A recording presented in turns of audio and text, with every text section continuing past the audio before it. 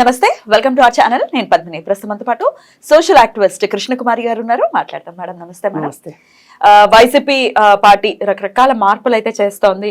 ఉన్నటువంటి ఎమ్మెల్యేస్ ని already sitting లో ఉన్నటువంటి వాళ్ళని మార్చేటటువంటి యోచనలో ఉంది. జగన్మోహన్ రెడ్డి గారు ఎటువంటి మొహమాటానికి వెళ్లకుండా కూడా చాలా నిర్మొహమాటంగా మొదలుపెట్టి ఉన్నారు. కొన్ని విడతల వారీగా అటు బొత్స సత్యనారాయణ గారు అనౌన్స్ చేస్తూనే ఉన్నారు ఎవరెవరు మారుతున్నారు అని. ఈ మారేటటువంటి క్యాండిడేట్స్ లో రోజా గారి పేరు కూడా వినపడుతుంది. నగిరి నుంచి వేరే ఇంకొకరికి హామీ ఇచ్చినట్టుగా కూడా వినపడుతుంది. తీవ్రమైన వ్యతిరేకత ఉంది ఆవిడ పట్ల అనేది కూడా ఒక ఎనాలిసిస్ బయట వినిపిస్తున్నటువంటి మాట. సో ఇవన్నీ ఎలా చూడొచ్చు? అలాగే ఆవిడ మళ్ళీ జబర్దస్త్ కూడా రీ ఎంట్రీ ఇవ్వబోతున్నారు అనే మాటలు కూడా వినపడుతున్నాయి. వీటిలో వాస్తవాలు ఏంటి? ఇప్పుడు వైసీపీ పార్టీలో వస్తున్న మార్పులు చూస్తూ ఉంటే కనుక ఇది ఈ సంక్షోభం ఏ తీరాలకో అన్నట్లుంది. చిన్న చిన్న ఇబ్బందులతో మొదలయ్యి సముద్రంలో చిన్న చిన్న అలజడులతో మొదలయ్యి పెను తుఫానుగా మారి తీవ్ర గుండంగా మారి పెను తుఫానుగా మారి ఈ పరిస్థితి ఎప్పుడు తీరం దాడుతుంది అంటే రేపు ఎలక్షన్స్ అయిపోయిన తర్వాతనే తీరం మారే పరిస్థితి కనపడుతుంది. ఈలోపు కొంతమంది ఎమ్మెల్యేలు మారుస్తారు అనేది క్లారిటీ ఇచ్చేశారు. మేము ఎట్టి పరిస్థితుల్లో మార్చే తీరుతాము అని చెప్పి వాళ్ళు దృఢ సంకల్పంతో ఉన్నారు. ఇప్పుడు ఇది ఆయన మంగళగిరి ఎమ్మెల్యే తోటి మొదలైంది, ఆర్కే తోటి మొదలైంది. ఆర్కే తోటి మొదలయ్యి ఇంక తర్వాత వాళ్ళు వాళ్ళు ఇక చివరికి అసలు నేనే వైసీపీయే నేను అనే రోజా దాకా కూడా ఆ పరిస్థితి వచ్చింది. ఎప్పుడైనా సరే రాజకీయాల్లో మార్పులు చేర్పులు ఉంటాయి, దాని గురించి పెద్ద మాట్లాడుకోవాల్సిన అవసరం లేదు. పైగా ఆంధ్రప్రదేశ్లో జరిగే ప్రతి విషయానికి వాళ్ళు ఒక టెస్టిమోనీగా తీసుకునేది ఏంటి అంటే మనం ఎవరిని ఆదర్శంగా తీసుకోవాలి, ఎవరిని ప్రామాణికంగా తీసుకోవాలి అనుకుంటే కనుక వాళ్ళు తెలంగాణ వైపు చూస్తూ ఉంటాడు జగన్మోహన్ రెడ్డి. అయితే ఇక్కడ కేసీఆర్ కొంతమంది ఎమ్మెల్యేలని మార్చమని చెప్పి ఆయనకి ఇంటెలిజెన్స్ వర్గాలు చెప్పాయి, కొడుకు చెప్పాడు, మేనల్లుడు చెప్పాడు, ఎవరు చెప్పినా ఆయన వెళ్ళ వాళ్ళ వల్లే అసలు ఇవాళ అధికారంలోకి ప్రభుత్వం రాలేదు అనేది వాళ్ళకి ఎంతో కొంత రూఢి అయ్యింది. బట్ ఆయన ఏమో అసంతృప్తులు పెరిగిపోతే అది పార్టీకే చేటు తీసుకొస్తుంది అనేది ఆయన అనాలిసిస్. అంటే ఒకటి ఆయన ఒక రకంగా ఆలోచించారు, ఒక మూసలో ఆయన ఆలోచించారు, వీళ్ళు ఒక రకంగా చెప్పారు. సరే ఏదేమైనా బాస్ ఈజ్ ఆల్వేస్ రైట్ అన్నట్లు ఆయన ఎందుకైనా మంచిది,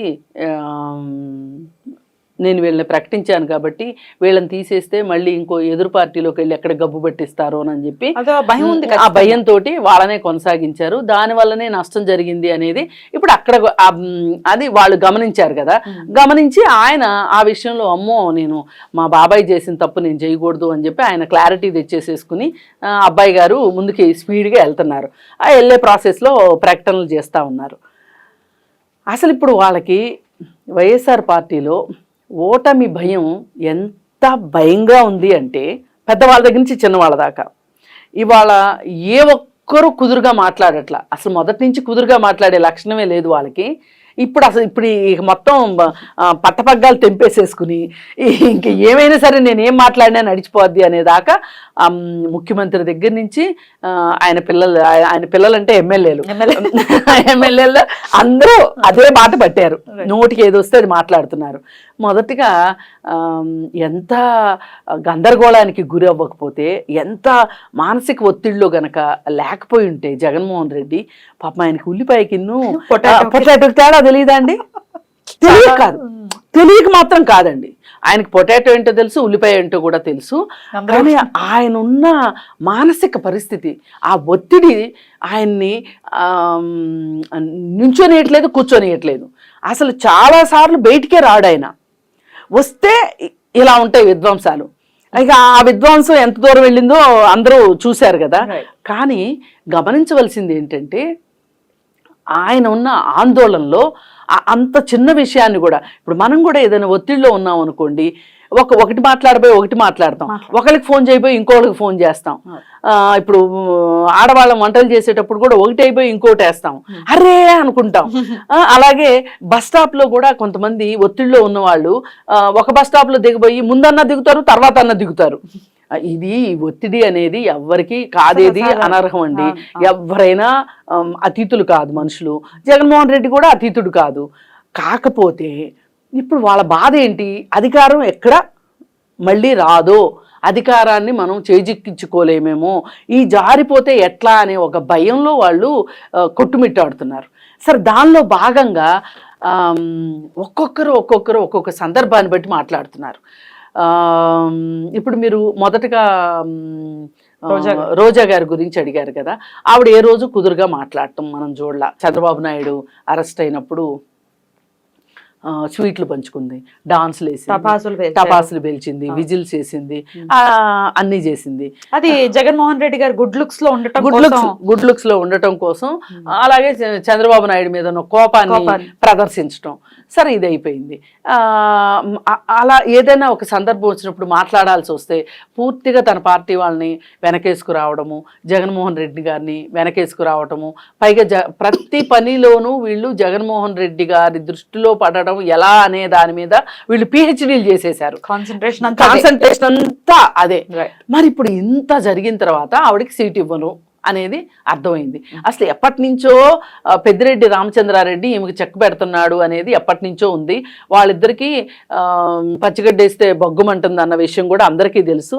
ఇవాళ జగన్మోహన్ రెడ్డి ఎవరి మాటన్నా వింటాడు అంటే గనక పెద్దిరెడ్డి రామచంద్రారెడ్డి రాజకీయ వ్యూహాల్ని వింటాడు అనేది అందరికీ తెలిసిన విషయం.